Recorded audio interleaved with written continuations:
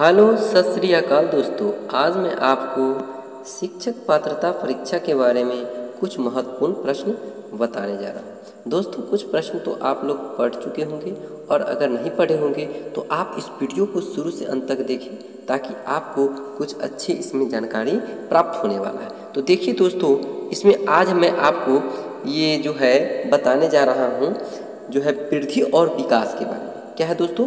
वृद्धि और विकास, यही जानकारी हमें पूरे अच्छी तरह से लेना है। तो वृद्धि और जानकारी यानी कि वृद्धि और विकास के बारे में हमें जानना है। तो जैसे देखिए पहला प्रश्न यहाँ पर बता दिया हमें कि वृद्धि किसे कहते हैं। यानी कि दोस्तों इसमें परिभाषा दिया गया है कि जब हमारे शरीर की संरचनाएं या आकार बढ़ती, यानी कि दोस्तों यहाँ पर दिया, देखिए यहाँ पर कि जब हमारे शरीर की संरचना या आकार बढ़नी शुरू होती है तो उसे वृद्धि कहते हैं। यानी कि दोस्तों हाथ पैर ये सब जो है बढ़ना, ये सब क्या कहलाता है?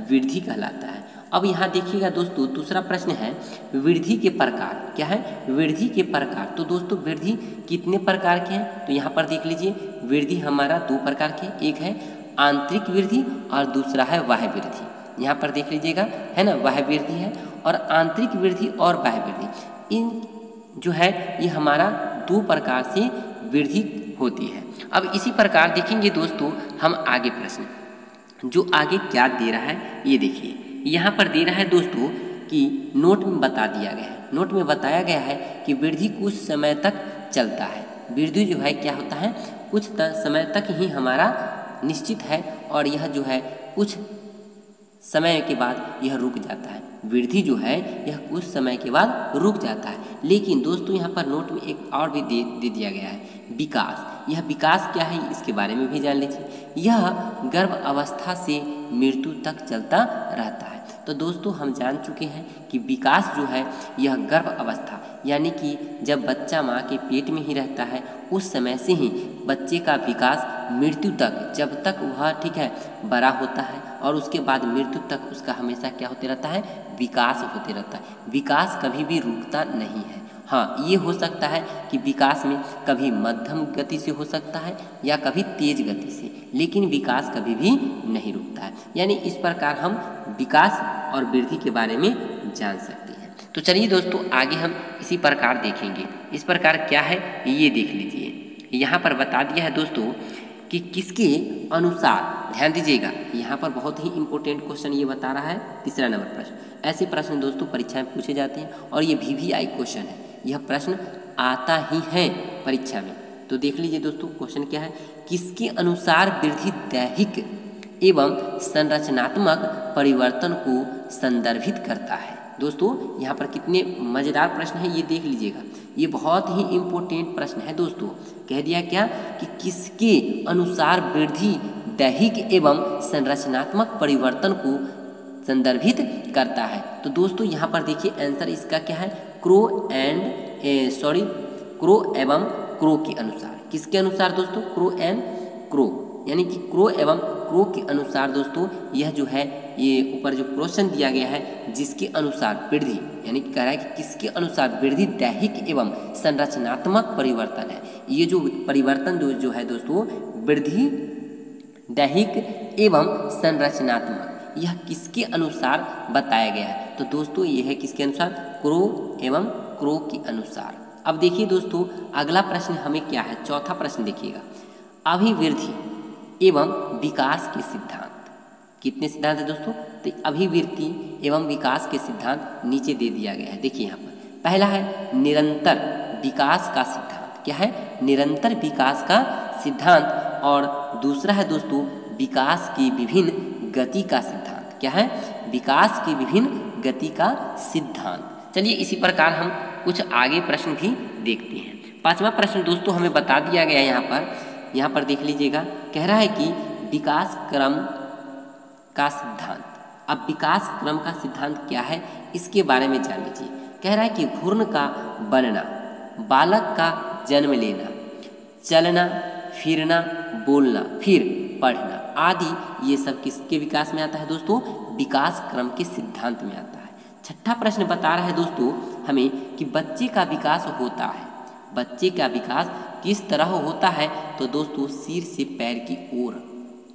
बच्चे का जो विकास होता है यह किस ओर होता है विकास, तो सिर से पैर की ओर। आप जानते ही हैं दोस्तों कि बच्चे का पैर से ज़्यादा सिर, यानी कि बचपन में दोस्तों विकास जो है पैर की सिर से पैर की ओर ही होता है, क्योंकि सिर का वजन उस समय ज़्यादा होता है और शरीर का भार कम। इस प्रकार हम समझ सकते हैं दोस्तों कि बच्चे का जो है विकास जो होता है वह सिर से पैर की ओर होता है।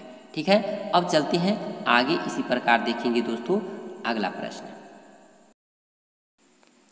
तो देखते हैं यहाँ पर दोस्तों, यहाँ पर देखिएगा 7वां प्रश्न क्या है। कह रहा है कि विकास की दिशा का सिद्धांत सिर से पैर की ओर होता है। हाँ दोस्तों, विकास की दिशा का सिद्धांत जो है यह सिर से किसकी ओर होती है, पैर की ओर। ये तो हम समझते हैं कि सिर की पैर, लेकिन इसका और उपनाम क्या है, कहते हैं विकास के सिद्धांत का सिद्धांत जो है, दिशा का सिद्धांत जो सिर से पैर की ओर, ये तो ठीक है, लेकिन और इसे किस नाम से जानते हैं। तो दोस्तों परीक्षा में आपको ये बहुत ही इम्पोर्टेंट बातें रखता है। कभी भी आपको कोई प्रश्न पूछ दिया जाएगा, जैसे देख लीजिए यहाँ पर उपनाम क्या है इसका। पहला है दोस्तों मस्तकोध मुखी, यानी सिर से पैर की ओर।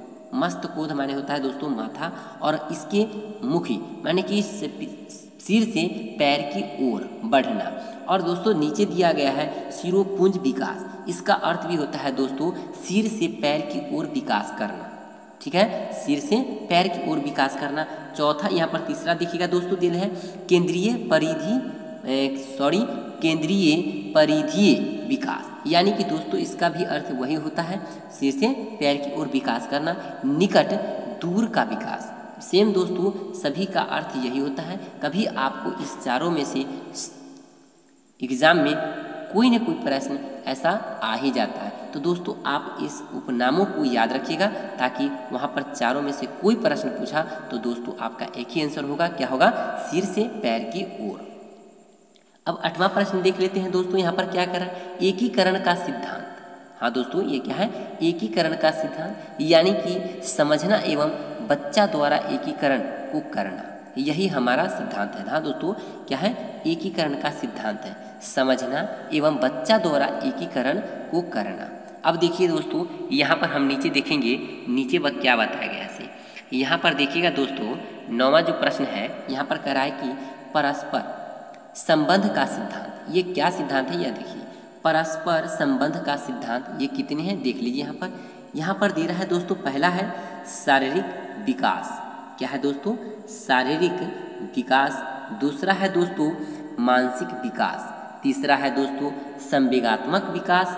और दोस्तों चौथा नंबर है सामाजिक विकास। और छठा नंबर है दोस्तों 5वां नंबर है क्रियात्मक विकास। क्या है दोस्तों, क्रियात्मक विकास। छठा देख लीजिए भाषा विकास। भाषा दोस्तों हम जानते हैं कि भाषा। अब दोस्तों यहाँ पर जो हम परस्पर संबंध का सिद्धांत के बारे में हम जो जाने हैं, 6 गो भाग है इसका। इस 6 भाग को हम बहुत ही इत्मीनान से पढ़ने वाले हैं। हाँ दोस्तों, क्योंकि हमें इसमें जानकारी अच्छी तरह से प्राप्त करनी है, क्योंकि हमें अच्छी तरह से जानना है। अगर नहीं जानेंगे तो हमें परीक्षा में 1 से 2 नंबर छूट सकता है। तो दोस्तों आप सही ढंग से और इसे अच्छी तरह से ध्यान से पढ़ें। यहाँ पर देखिएगा दोस्तों पहला प्रश्न, यहाँ पर क्या है, शारीरिक विकास। क्योंकि दोस्तों यहाँ पर हमने पहले पढ़ चुके हैं शारीरिक विकास। अब इसकी डिटेल्स करना है दोस्तों 6 का विकास से दोस्तों 6 प्रश्न को जो हम क्या करेंगे, यानी कि वेरीफाई, जो हम कहते हैं ना वेरीफाई, यानी कि दोस्तों हम इसे डिटेल करके और इसे डिटेल में समझेंगे। तो देखिए यहाँ पर पहला क्या है, शारीरिक विकास के बारे में। तो शारीरिक विकास के बारे में हम लोग कुछ शारीरिक विकास से तात्पर्य बच्चों को में उम्र के अनुसार शारीरिक आकार, शारीरिक अनुपात, तंत्रिका तंत्र, दांत, मांसपेशियों के समुचित विकास से है। और शारीरिक विकास की गति विभिन्न प्रकार से होती है। हाँ दोस्तों क्या होते हैं, विभिन्न प्रकार से होती है। बच्चे में यह वृद्धि तेज तो कभी धीमी होती है। अब देख लीजिए दोस्तों, यहाँ बताया कि शारीरिक विकास जो है दोस्तों, यह जो है बच्चों में क्या होता है, तेजी से कभी धीमी से होती है। ये ज़रूरत नहीं है दोस्तों कि शारीरिक विकास है तो ये जो है कि स्पीड में जाए। ठीक है, स्पीड में बढ़े, ऐसा कोई ज़रूरत नहीं है। तो ये जो शारीरिक विकास जो है दोस्तों, वृद्धि, ठीक है, ये जो शारीरिक विकास वृद्धि जो है, यह बच्चे में क्या होता है, कभी तेजी से होता है तो कभी मध्यम गति से, यानी कि धीरे धीरे बढ़ता है। तो इस प्रकार जो हम जान सकते हैं दोस्तों, यह हमारा क्या है, शारीरिक विकास है। ये सब जो बातें आए हैं, ये सब जो है शारीरिक विकास के अंतर्गत आती है। चलिए अगला देखते हैं दोस्तों, दूसरा क्या प्रश्न कह रहा है ऐसे। तो देखिए यहाँ पर दूसरा हमारा कह रहा है दोस्तों, मानसिक विकास। यह मानसिक विकास क्या है ना दोस्तों, इसके बारे में जानिए। देखिए यहाँ पर लिखा, जब हमारे दिमाग की सोचने की क्षमता बढ़ जाती है तो उसे मानसिक विकास कहते हैं, और मानसिक विकास को हम बौद्धिक, ज्ञानात्मक, संज्ञानात्मक विकास भी कह सकते हैं। अब देखिएगा दोस्तों, मानसिक विकास अगर आपको परीक्षा में पूछ दिया जाए, क्या परीक्षा में, कि बौद्धिक विकास क्या है, तो दोस्तों मानसिक विकास, अब तो यहाँ पर गड़बड़ा जाइएगा आप, क्योंकि बौद्धिक विकास यानी कि हमारा मानसिक विकास ही बौद्धिक विकास, या ज्ञानात्मक विकास, संज्ञानात्मक विकास भी, यह इसको हम किसको, यानी कि मानसिक विकास को कह सकते हैं। तो इस प्रकार दोस्तों हमें याद रखना है कि बौद्धिक, ज्ञानात्मक, संज्ञानात्मक जो भी विकास हो, यह मानसिक विकास के अंतर्गत आएगा। मानसिक विकास में, हाँ दोस्तों यहाँ ध्यान दीजिएगा थोड़ा सा, कि मानसिक विकास में हम निम्नलिखित क्षमताओं को ले सकते हैं। तो निम्नलिखित क्षमता क्या है दोस्तों, हम अब अगले वीडियो में देखेंगे। यानी कि दोस्तों हम दो जो पढ़े हैं, इसकी जो निम्नलिखित व्याख्या है, इसके बारे में हम दोस्तों अगले वीडियो में जानेंगे। और आप अगर मेरे वीडियो को देख रहे हैं तो आप इससे अगले आने वाला वीडियो को ज़रूर देखें, ताकि आपको पूरी समझ में आ जाएगा। तो दोस्तों अगर आपको अच्छी वीडियो लगा होगा तो मेरे चैनल को ज़रूर से ज़रूर सब्सक्राइब करिएगा, और मैं आपको हर सुविधा देने के लिए तैयार हूँ। थैंक्स।